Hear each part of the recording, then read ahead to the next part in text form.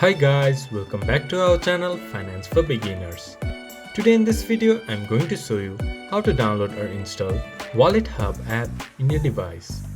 Wallet Hub is a personal finance website and app designed to help you make informed decisions about your money. Now moving on to the video, first of all go to your Play Store or App Store. Then search Wallet Hub.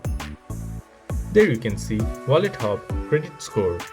Tap on it, then press install.